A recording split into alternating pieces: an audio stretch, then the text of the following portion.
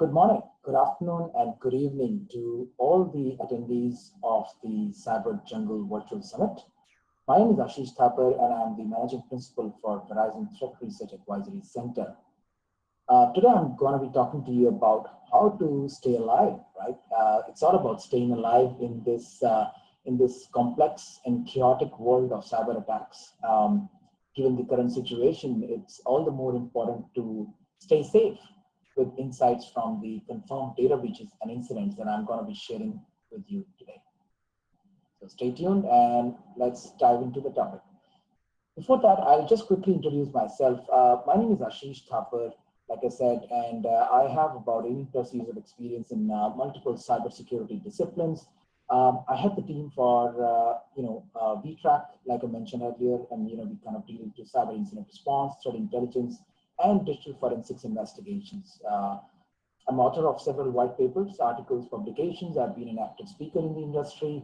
I'm also acting as a lead mentor for a number of cybersecurity startups, and I have, obviously got some certifications on the way while I, kind of got more experience in the cybersecurity disciplines. The team that I represent, Verizon Threat Research Advisory Center, we do a lot of work on cybersecurity investigations for hundreds of commercial enterprises and government agencies worldwide. We conduct a lot of proactive work, right? Incident response readiness assessments, executive breach simulations, tabletop exercises, mergers and acquisition assessments, threat hunting assessments, and a lot of value-adding engagements that can really help organizations be prepared and be ready to handle it, because obviously it's not a question of if, it's a question of when these things can really go bad. And because of that experience, we also gather all these insights and basis that we create these thought leadership publications like Data Breach Investigation Report, Data Breach Digest, which is more of a practitioner's view of how you can really can actually live through the life of a security incident or a breach and really understand what went well, what went wrong, and what are the learnings from it. We also have a publication called Insider Threat Report, which is obviously a very intricate and complex threat to tackle. So we do go into those details in that report. And a report like there is an incident preparedness and response report, we call it Viper, which also goes into the proactive element of being in that always ready mindset to deal with the data breaches. And then, of course, things like payment security report, that's something we produce every year as well. So diving into the data breach investigation report, this is the 13th year of our publication. And we are very proud that I think we've really got support from a lot of contributors over a period of time. And we are very proud that it's not a Verizon only report. It's a report that in which we try to remove a lot of bias, and biases do exist, right? We are very transparent and we acknowledge that part. And to remove these biases, we try to get as much collaboration globally, from different participants or contributors. There are 81 contributors in this year's report, and try to make it more meaningful for our readers. In this report, we are talking about 32,000 odd incidents and about 4,000 odd breaches. And there is a very important difference in between the word of incident and breaches. So incidents, we define it as any negative event that had a impact on the confidentiality, integrity, or availability of an asset. And breaches are defined as confirmed data loss events. So there is a very clear distinction between the two.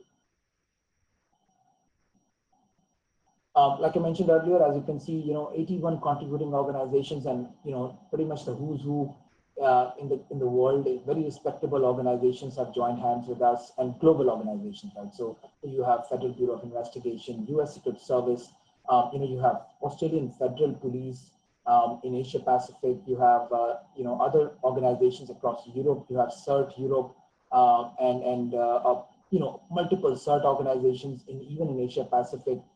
And security organizations, security product companies that are sometimes, most of them are leaders in their own space, have joined hands with us to create this report. And I think that's something that really helps us not only get a wider coverage of data, but also very importantly, try to remove that biases that may exist from a single vendor report kind of perspective, right? So like I said, we are very, very transparent, and we really acknowledge that fact that we must remove this bias and try to make it as better as we can. So what's new? I think a lot of people really have been following our reports for a number of years now. What we have new in this year's report is essentially, we're talking about small and medium business segment. It's important because we thought that this is one segment that not really gets the same amount of support and funding to fight against the cyber adversaries, and how they really compare and contrast with the breaches on large companies. I think that's something we thought would be very interesting, and we do have that covered in the report. And we also have regional segments. For the first time, we have gone into the regional nuances as to what do we see from the perspective of different regions, whether it is North America, EMEA, Asia Pacific, or Latin America and the Caribbean. So we've gone into those details. We also have about 15 industry vertical segments clearly called out in the report. And last year we had 9. So we've increased this data set because we have more and more data coming, and now we can really cut through the fear, uncertainty, and doubt, and really focus on the the important elements or focus areas that different organizations may have different things to really manage, right? And it is a fact. I'll try to cover some of those in today's presentation, but bear in mind, this is it's a very long report. It's a detailed report. I will try to do my best to kind of do some justice to at least bring out some key insights from it in today's session. And also, for the first time, we have mapped our report to some of the external standards, like MITRE ATT&CK framework from a threat TTP perspective, tactics, techniques, and procedures, as well as the Center for Internet Security, critical security controls. VERIS, for those who don't know and may want to look under the hood, VERIS is vocabulary for event recording and incident sharing, and this is kind of rock foundation of our report for many years now. We made it open source, or rather publicly available on GitHub. So this framework is the entire schema is available on GitHub, and we also talk about in the schema with respect to A4 grid. So we basically from the perspective of who are the threat actors. That's the first A, and what are the actions that they did? That's the second A. What assets that they compromised or impacted? The third A, and the fourth A is the attribute of the asset, which is confidentiality, integrity, and availability that could have been compromised.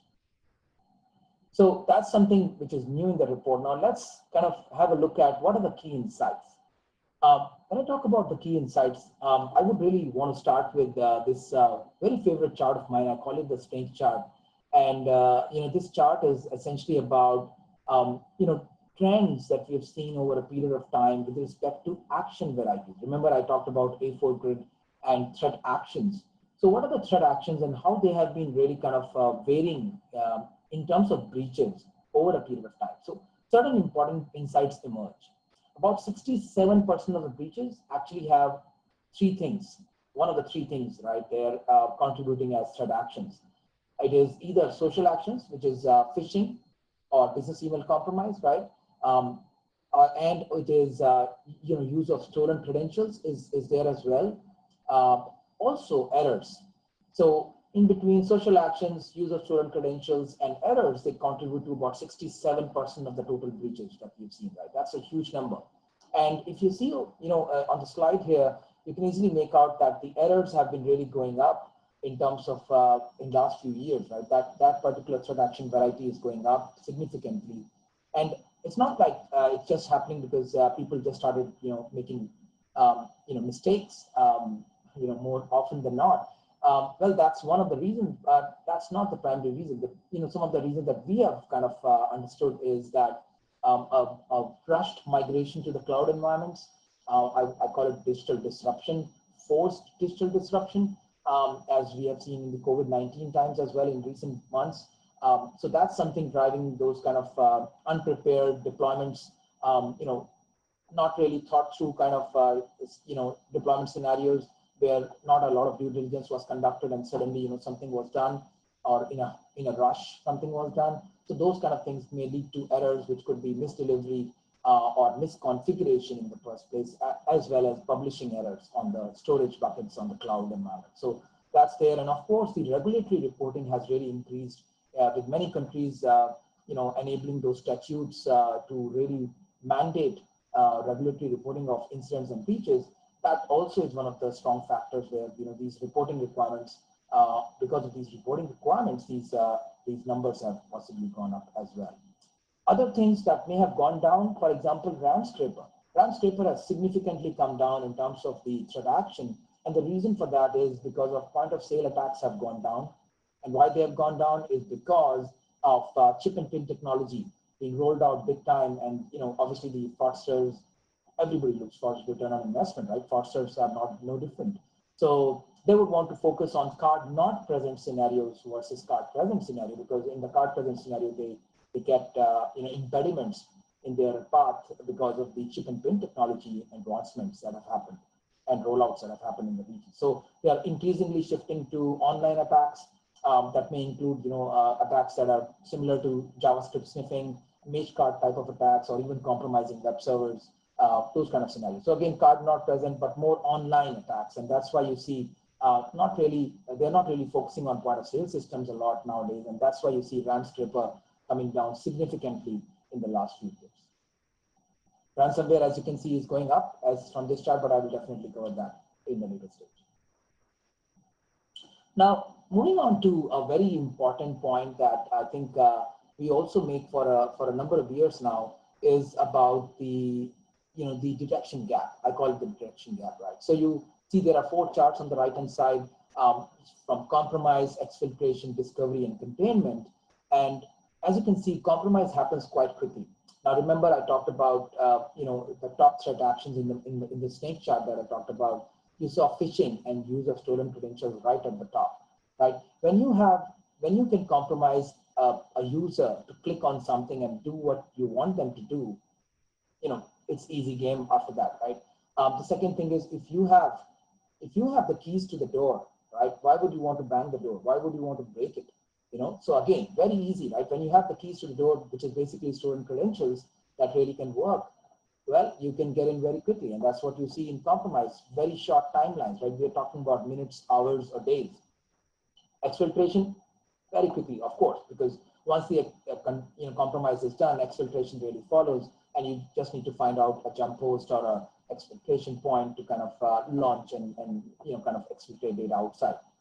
But discovery, on the contrast, has been quite slow in the last few years, and in fact, something that I think really needs a lot of improvement as we go forward. But we do see some silver lining in this particular part, and I would say that the silver lining essentially is because mainly we see a lot of technology components that is helping organizations to detect things faster.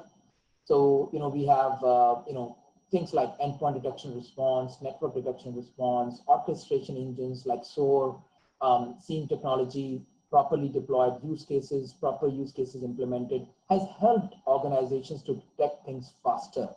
And also managed security services organizations like Verizon have also kind of upped the game in terms of helping the customers. So that's one.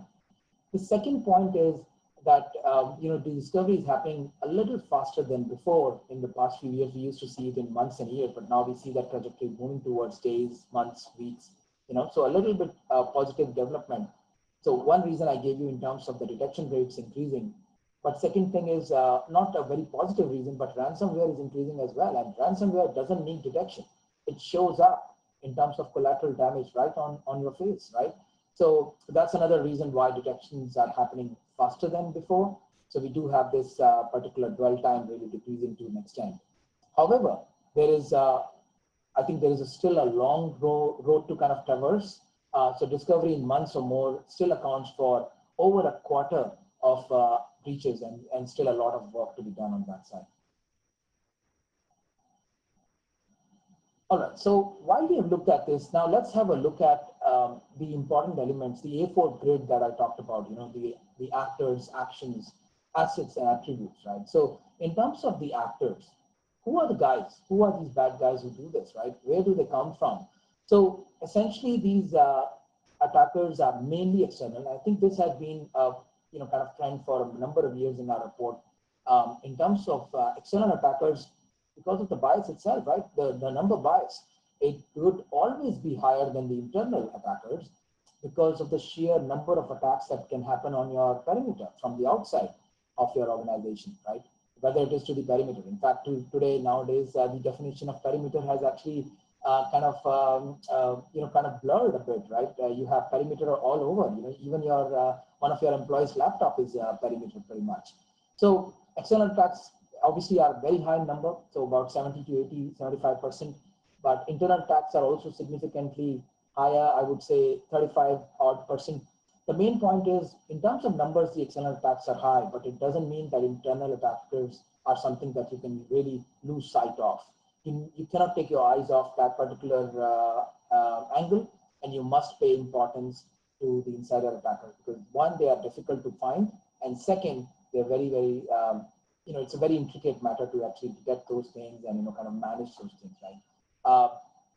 And where do they come from, these actors? Primarily, I would say 55 odd percent come from the organized crime syndicates. And there is a reason for it, right? If you look at the dark web, you look at the cryptocurrencies like Monero, for example, anonymous, kind of pretty much the kind of level of anonymity that these currencies and these marketplaces, the dark web, really provides is a fertile ground for these organized crime syndicates to kind of raise their heads, right? So you have a purpose, and these numbers are quite high on the organized crime syndicates. You do have nation and state affiliated units also kind of in the play, not to such a high number, but about 10 odd percent. And you do have the internal insider threats, system administrators, end users also, kind of in the battleground there. And you do have sometimes, your lone wolves that are unaffiliated at this time and possibly may join a group, but there are those kind of actors as well in the foray. Now, what are the motivations? So we understood about where do these actors come from? Who are they? What are their motivations is another very important point, because once you understand the motivation, you can really defend yourself a little better, right? You can design your countermeasures, your controls in such a manner. You can manage, depending on the motivation, you can really identify which data and what are they after, right? So mostly about, about 80 to 90% of the cases, the attackers are after money. So mainly you have financial motives. And then, espionage motives are pretty much a mirror image of that percentage. So, you have about, 15 to 20% out there in the espionage motive in the breaches, right? So that's on the breaches, which is in the chart in the middle. But when you look at the incidents, which is not confirmed data loss events, remember I gave you the definition of incidents and breaches right out at the top. When you look at incidents, we are looking at secondary motives higher than espionage, and they suddenly appear. There were no secondary motives in the breaches, but we do see secondary motives quite significantly in the incidents. And the reason for that is the compromised infrastructure in these secondary motive incidents or motivation incidents is where they are not the main target. These companies that get attacked, or this infrastructure that get attacked, is not the main target, but they are a means to another attack. So they are basically used as a launch pad to attack other companies. And there also comes an element of supply chain attacks, which is also something that we have seen in the past with a number of breaches and incidents. Moving on from the actors, talking about the actions. So I think in terms of the actions, what we are seeing is something that has been consistently increasing year over year in terms of frequency is error as an action, right? We do have hacking and social still at the top, but error is increasing. And I give you some reasons, reasoning in terms of, why error could be increasing, because of mainly regulatory requirements, reporting requirements, obviously being mandated. That's one. And second is a lot of cloud migration, which is not done with a lot of thought through, a lot of brain applied, and you kind of have a hushed up migration or transition to cloud that pretty much results in these kind of mistakes or errors as such. While hacking and social are down, but they still kind of hovering around the similar percentages in past few years. And I'll go into details in terms of the hacking and social actions, or rather I would definitely talk about the malware as well, because that's something while on the chart it appears that it's quite low, it doesn't mean that malware is insignificant. No, it is not. It is used in certain situations and scenarios. It may not be the first threat action that could have led to the initial compromise, right? In terms of the initial compromise, mainly we are seeing hacking, number one, secondly, social, and third, errors that have gone significantly up in last few years. So getting into the details of these threat actions or action varieties, so to say, hacking to start with. So we are talking about hacking, which essentially comes from the perspective of use of stolen credentials. So most of the hacking varieties, I would say 80 to 90% we see mainly brute force attacks or use of stolen credentials. Maybe I can step back and I can define hacking for you, right? So how we define hacking in the various framework, the vocabulary for event recording and incident sharing, is that hacking essentially is an event where an attacker's infrastructure is being used to launch an attack, whether it is manual or automated, right? So in terms of manual, you're talking about hands on the keyboard kind of thing, right? Automated could be some tools being used. So this is called hacking. I will get into malware later, but malware is a bit of distinction between these two. Malware is defined in our various framework as action that basically results because of a victim infrastructure launching a binary or a software code, right? So hacking, you normally have the attacker's infrastructure launching that thing, and in malware, you have the victim infrastructure actually initiating that particular binary or executing that binary. So very clear distinction there. So talking about hacking on the current slide, we are mainly talking about use of stolen credentials or brute force, and we are also talking about exploitation of vulnerabilities. In fact, in the report, we go into details about how these vulnerabilities are exploited and how many percentage of vulnerabilities of the total set, and there are numerous amount of vulnerabilities that get exposed, patches come out, but only a smaller subset of those vulnerabilities get exploited for obvious reason. Maybe they are because they are remote code exploitation vulnerabilities. They do not need authentication. So there are reasons and means because of which this particular scenario emerges. And how hacking happens in terms of vectors? Loud and clear, right? 90 to 95% of the cases, you're talking about web applications. So the next time you publish a web application, you need to be very careful about what are you going to do about that security of the web application in terms of the authentication layer. Combine that with the hacking variety. You're talking about stolen credentials, brute force. How are you managing those authentication APIs? Are you really implementing multi-factor authentication to safeguard your web application, which is pretty much leading to the heart and soul of your organization? So web applications, of course, and then of course things like backdoor or C2 desktop sharing software. We've seen a smaller number, and these are mainly the vectors through which these kind of attacks are happening from a hacking varieties perspective, right, in the actions. When we talk about the errors, now that's the other hacking variety. In the errors, we are mainly seeing misdelivery. Misconfiguration has gone significantly up. As I mentioned, those cloud migrations, not every time they have gone well. So we do see those issues. And I think that's where the importance of processes come into play, right? You can implement the best of technology, and technology pretty much follows garbage in, garbage out principle, right? The GIGO principle. But if you do not have a robust governance and procedural controls around ensuring that your technology is working well, you've configured it well in the first place, you really can't go too far with just having a technology in place, right? So that's an important point. So you see misconfiguration, misdelivery, and of course publishing errors in terms of cloud, storage buckets that has led to a significant amount of breaches. In terms of how the discovery happens in these breaches that had error as a threat action variety, well, majority of it happens through security researchers, and there are a lot of security researchers that are active nowadays, right? There are some bug bounty programs at times that are launched by some organizations that are mature, but you do have a lot of researchers that report these. Sometimes there are external third parties that report, and also customers, which is quite embarrassing to be honest, report those kind of breaches. And of course, there are some internal crusaders that can also help you detect certain things, which is pretty much something that you would want to see those numbers going up, right? So that's on the errors. Talking about malware, so this is a very interesting category, right? In fact, malware is something that we see mostly in the middle and lateral part of a breach or an incident, not towards the starting. Because like I said earlier, right, if you have keys to the door, if you can compromise a human, hack a human, you don't need to break things, right? You can just easily get in.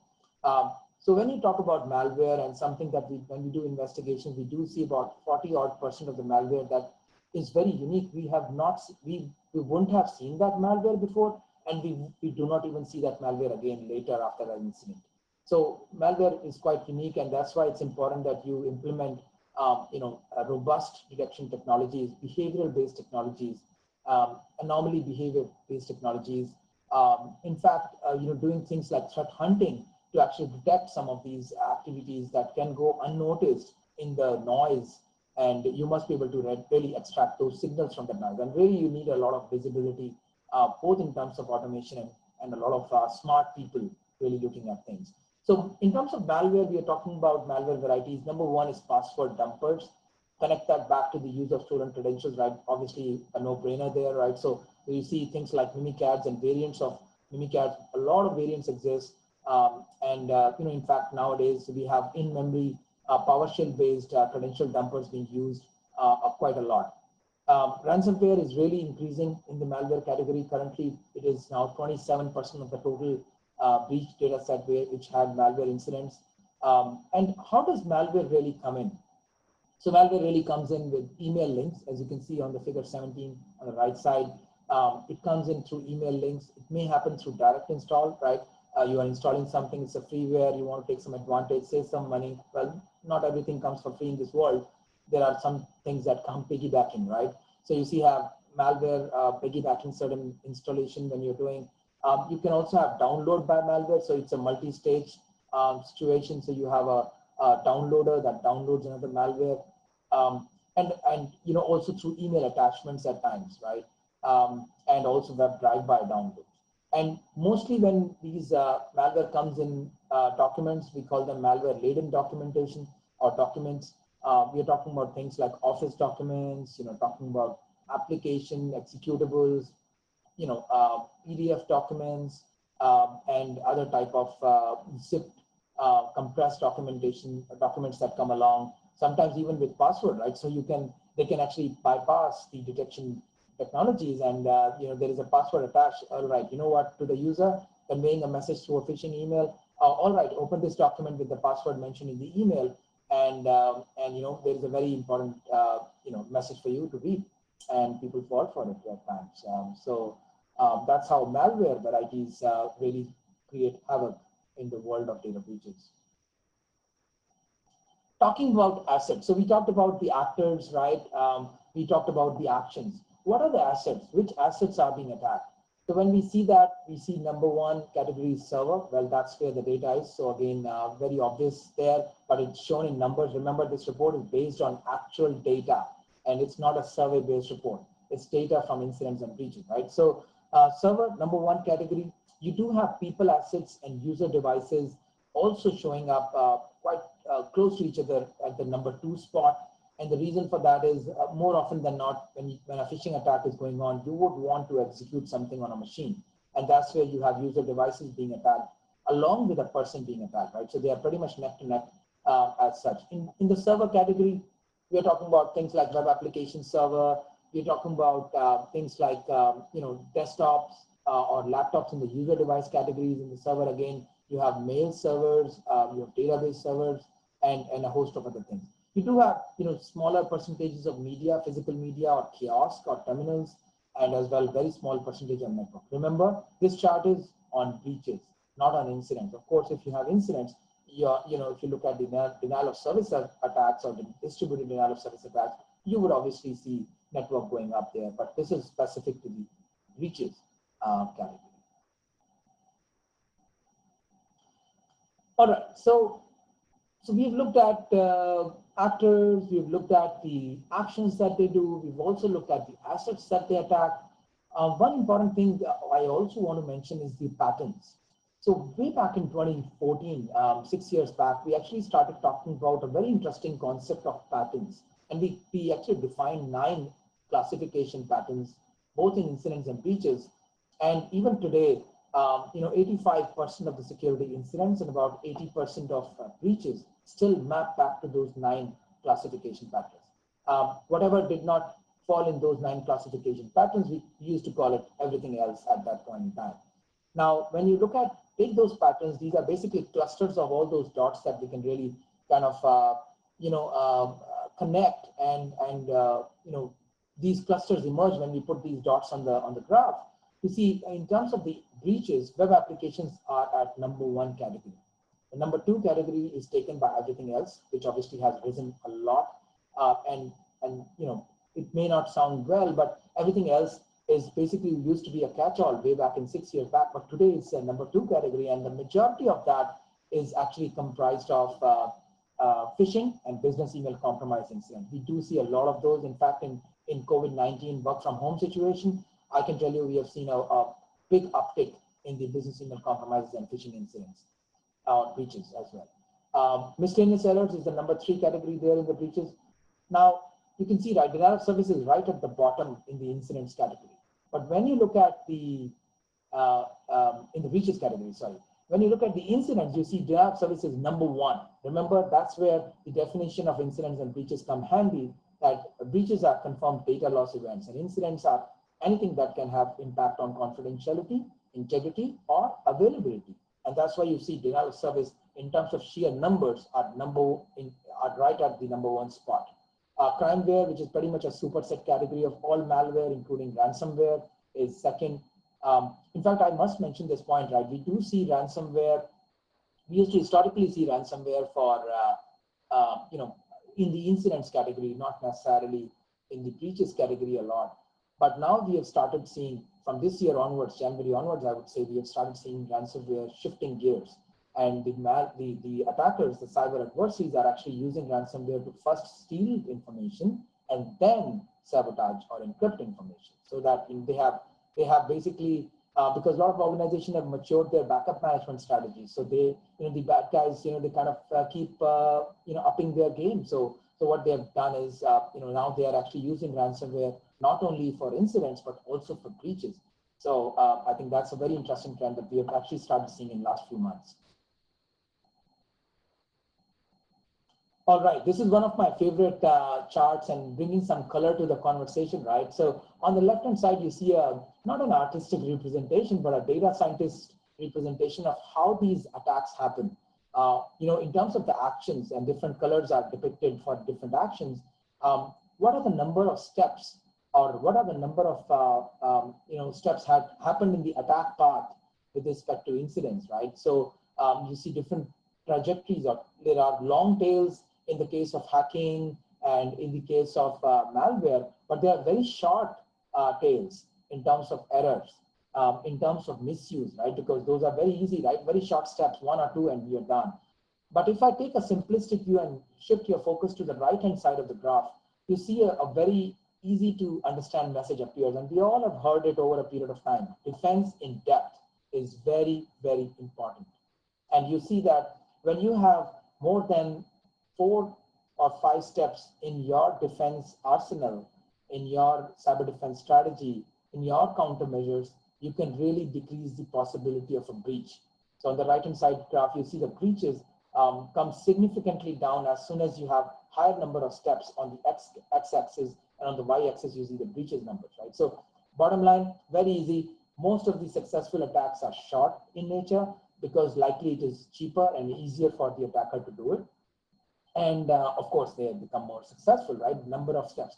So I think the main takeaway I would like to leave here on this slide is that if you can really, value those small controls, small things that may not even cost you a lot of money, even simple things like, least privilege principle, simple things like network segmentation, need to know basis kind of controls, segregation of duties, right?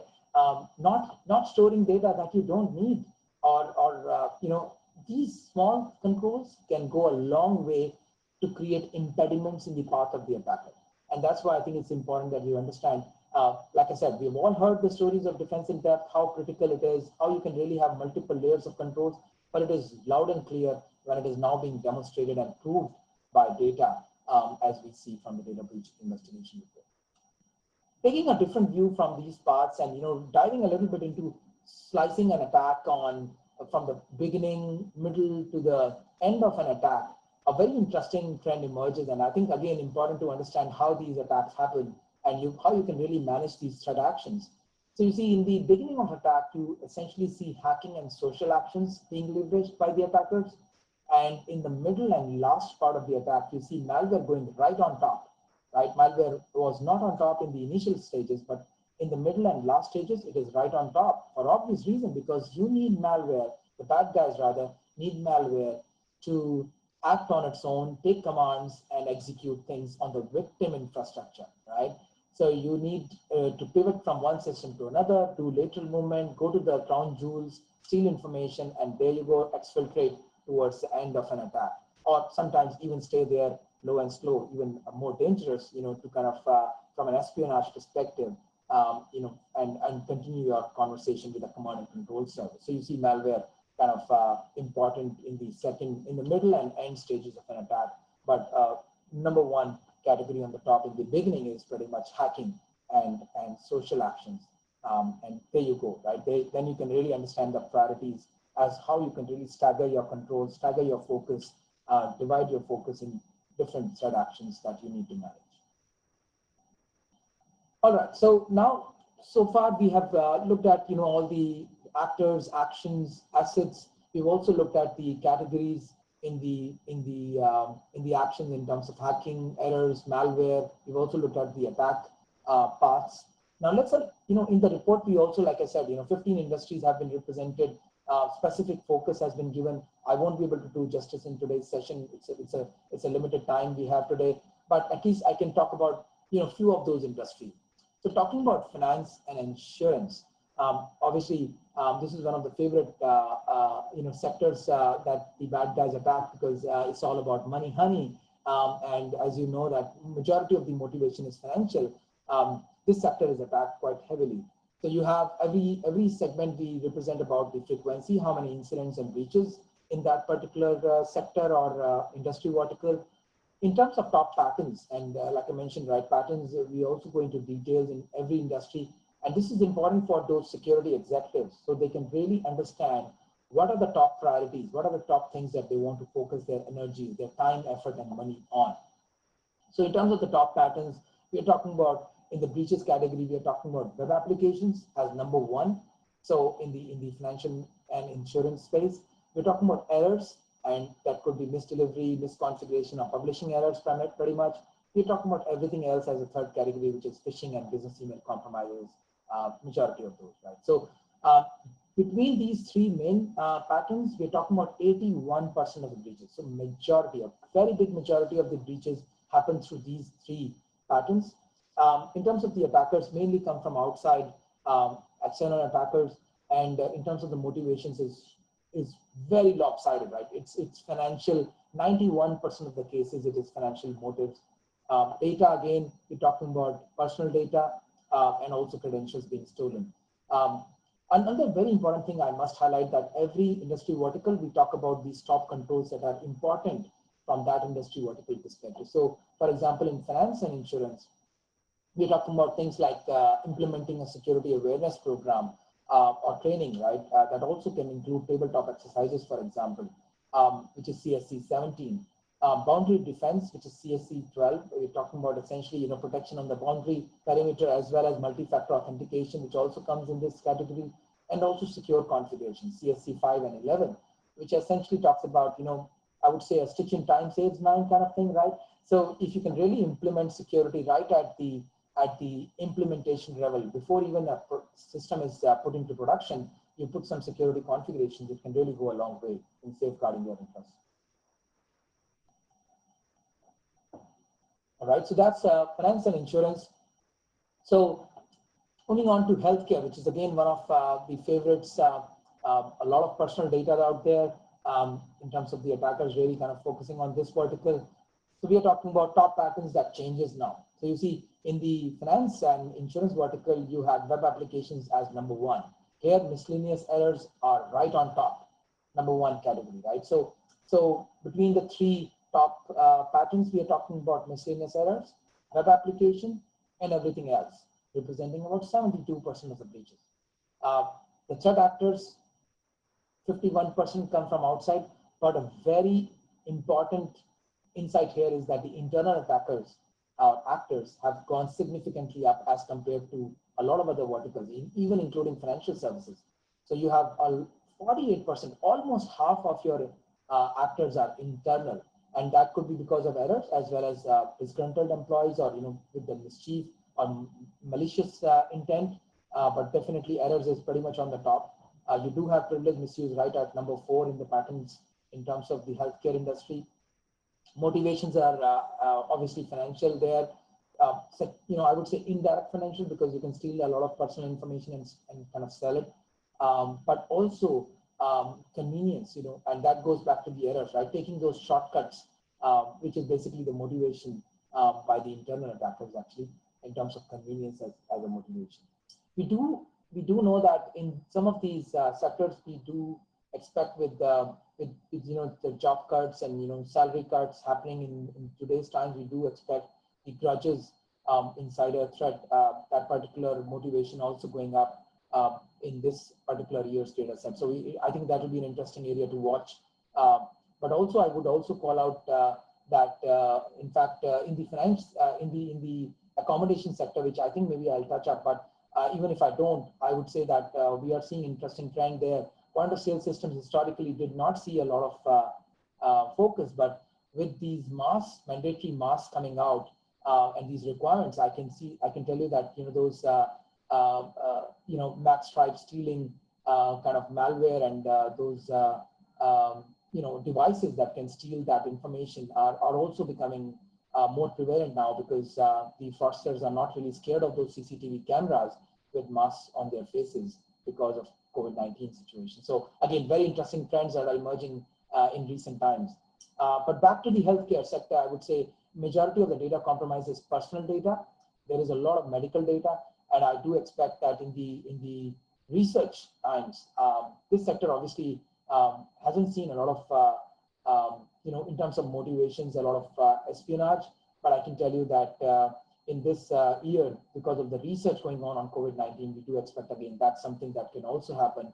That those intellectual property, that research information, in terms of one-upmanship in a lot of companies and countries, that could also happen in this year. So healthcare industries need to be very, very careful.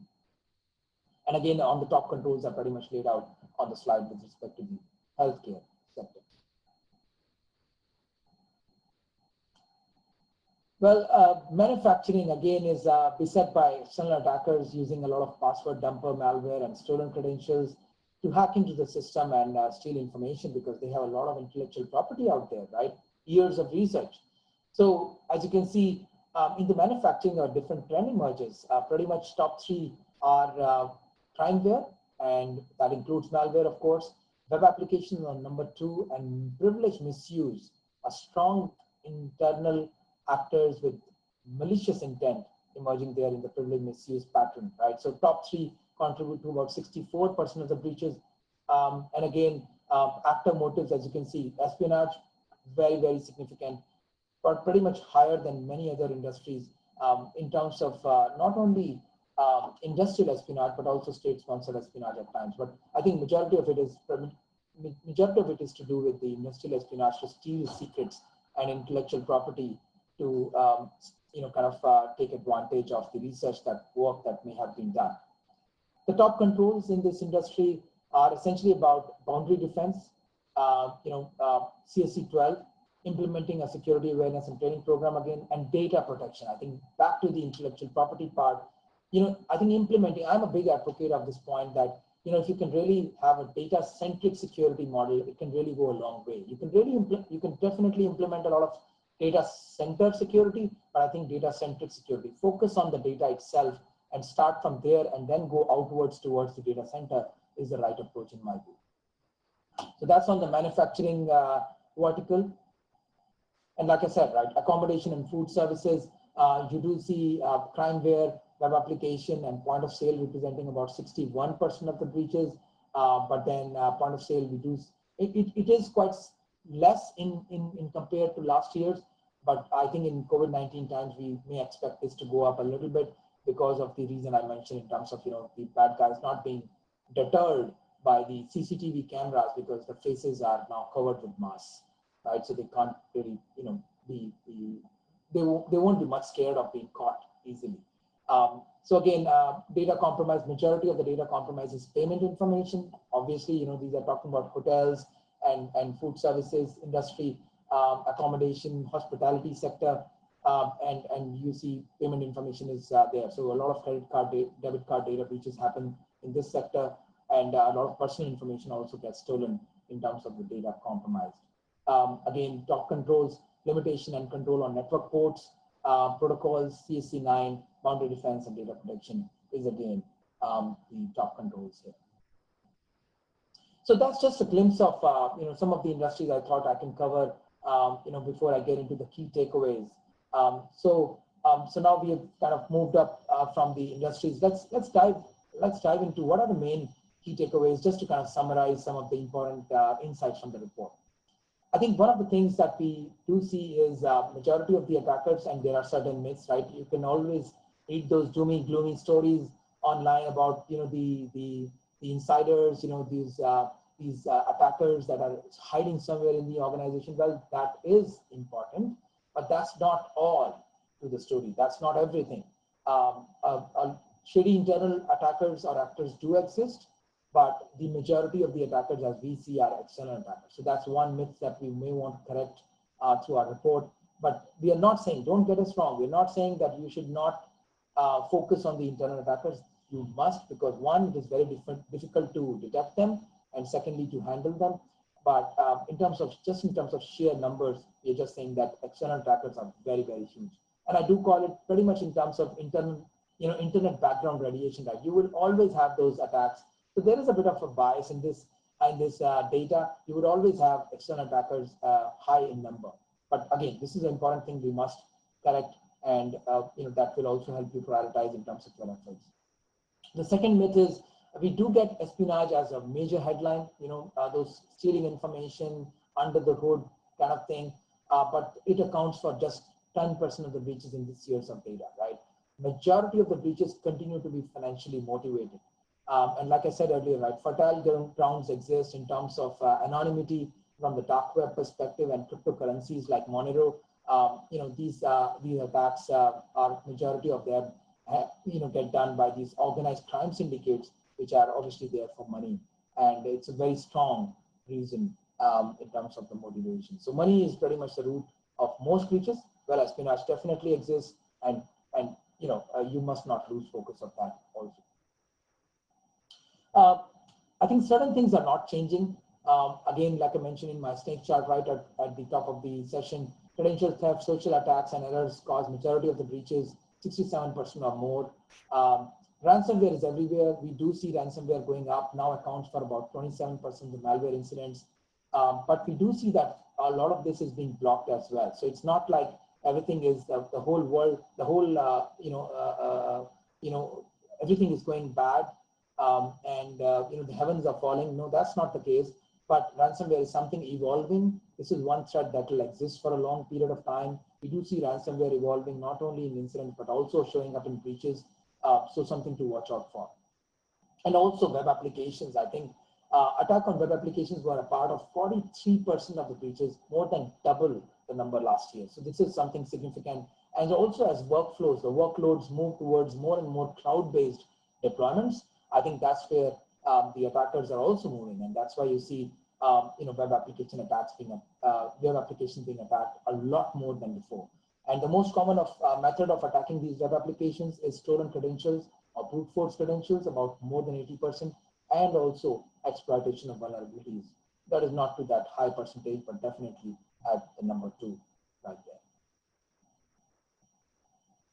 Personal data is something which obviously is very sought after, and more and more reporting requirements have really come up. GDPR is one example, which is from a global standpoint. There are also a lot of country-specific or state-specific requirements that have come up.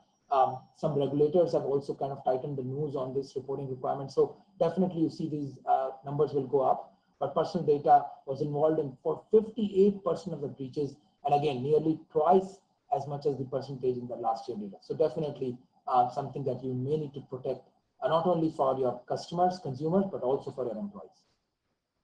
Also, I think errors have gone up, and it's all about making sure that you have robust governance and procedures, processes to make sure that these kind of errors don't happen.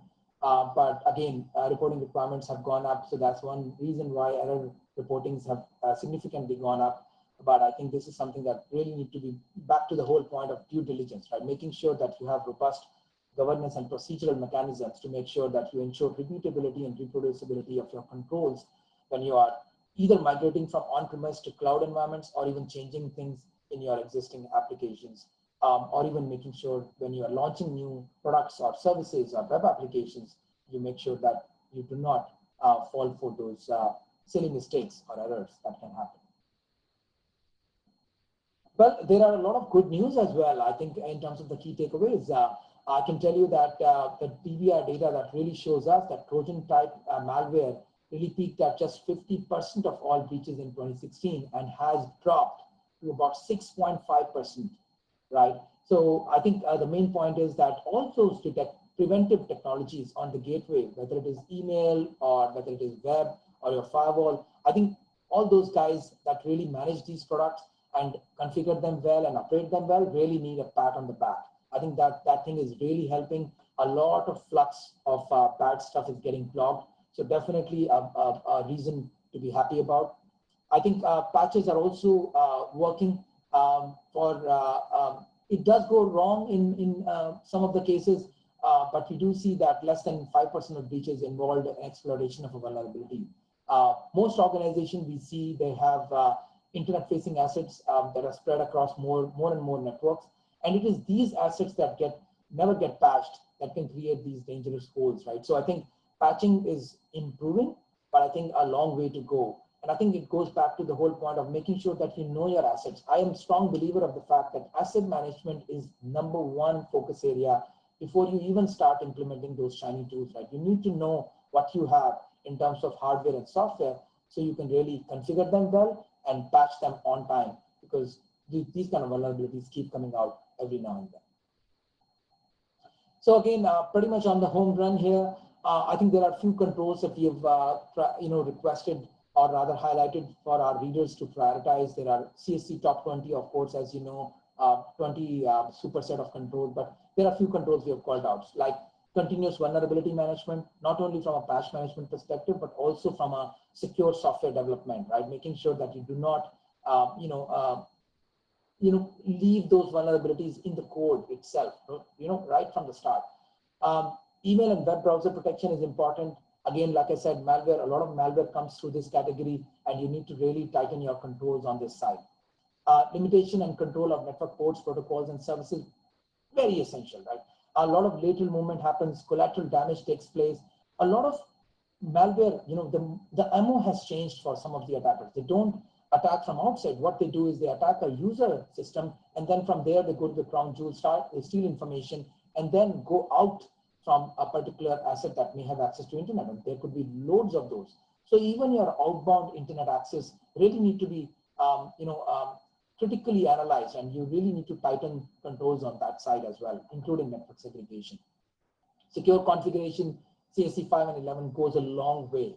I think you need to really ensure and verify that systems are configured with only the services and access that really are needed to achieve their function. Boundary protection, you must go beyond firewalls, consider network monitoring, implement SIEM to the right way. Use cases are important.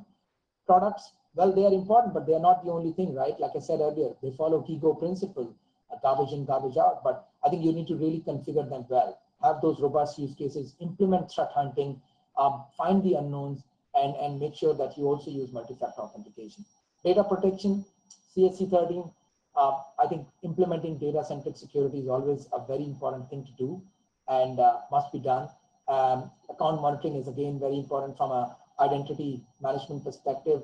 And also, last but not the least, very, very strong focus on this in terms of security awareness and training programs, making sure you do educate your users, not only the end users, but administrators, senior management from a tabletop exercise perspective as to how you can really safeguard yourself and handle these situations, because it can happen anytime. And you must remain in that assumed breach mindset every day.